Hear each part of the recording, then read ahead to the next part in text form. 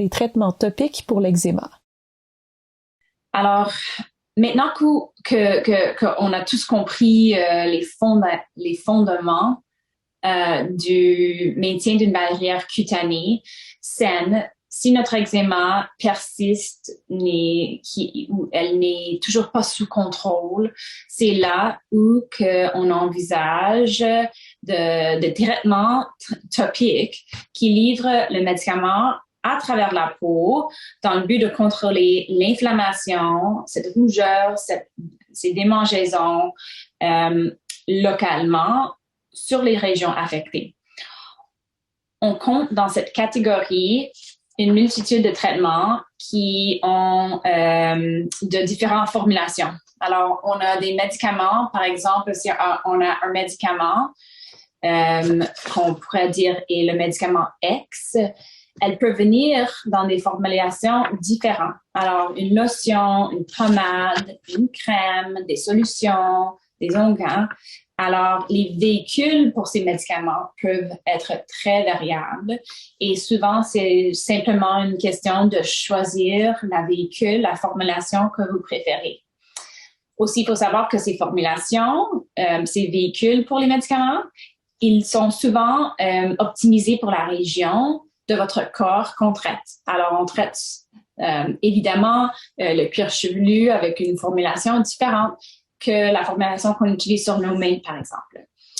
Alors, quand on parle des médicaments, ça peut être, alors on commence avec le plus typique, les corticostéroïdes, qui sont des molécules qui sont très efficaces à contrôler l'inflammation dans la peau.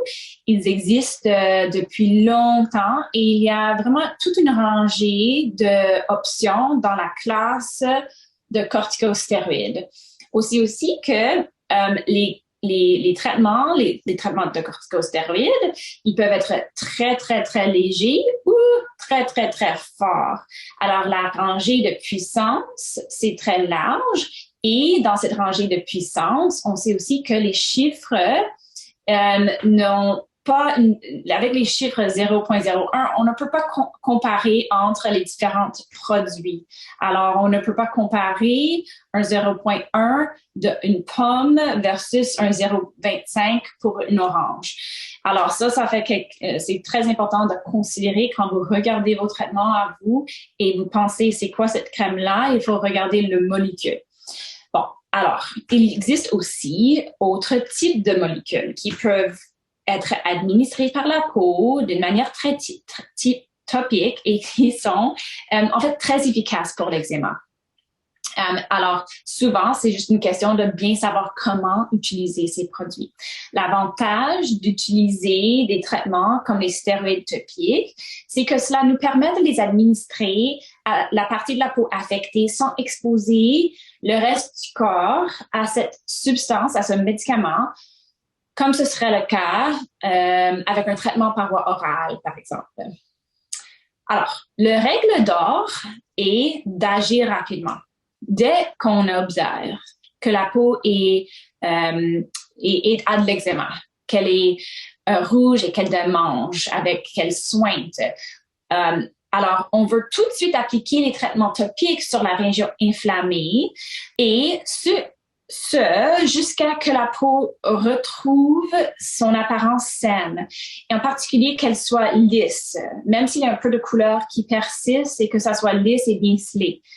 Alors, la selle de la peau devrait être de retour. Puis après ça, ensuite, il s'agit de maintenir la peau dans cet état avec une deuxième phase de traitement, souvent avec des différents médicaments. Il est aussi important de prendre en considération quel site du corps qu'on essaie de traiter parce qu'on n'appliquera pas des traitements de même force sur toutes les régions du corps. Par exemple, on utiliserait une crème plus forte pour les mains ou les pieds, là où la peau est très épaisse. En comparaison, les paupières, où que la peau est très mince. Alors, on classifie les corticostéroïdes topiques sur une échelle de 7 paliers selon leur sévérité, allant de très faible jusqu'à très fort. Pour que le traitement fonctionne d'une manière optimale, il est donc très important de choisir la bonne force pour le bon emplacement.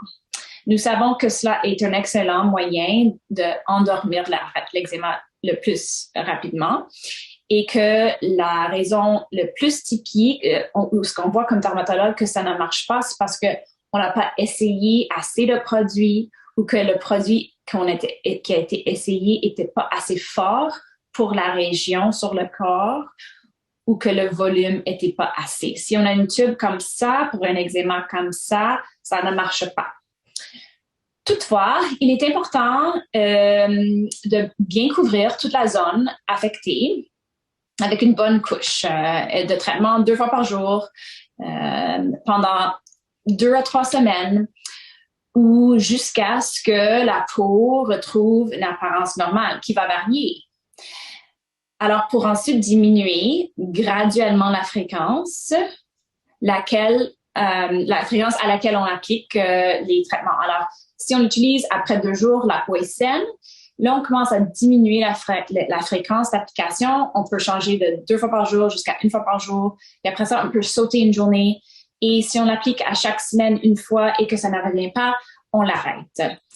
C'est vraiment un principe important à retenir car c'est à ce moment où qu'on a ce contrôle et que la peau est belle encore, où il faut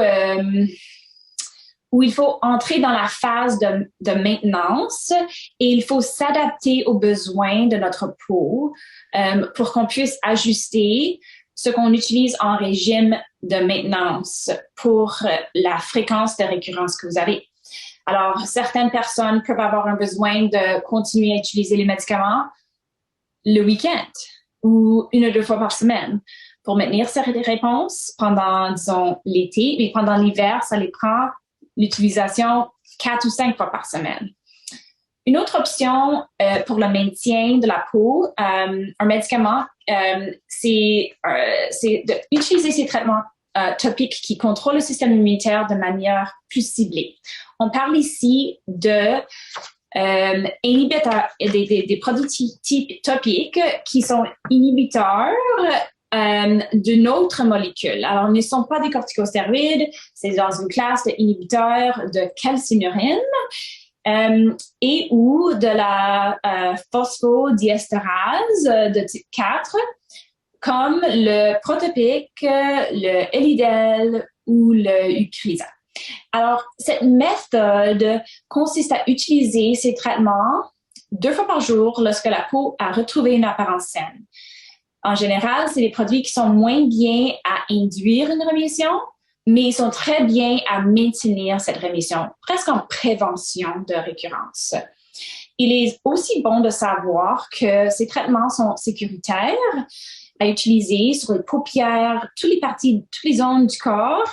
On les utilise avec des très jeunes bébés sur les joues. Il faut savoir qu'ils sont absolument safe, que vous pouvez les utiliser sans de crainte que vous avez pour les corticostéroïdes.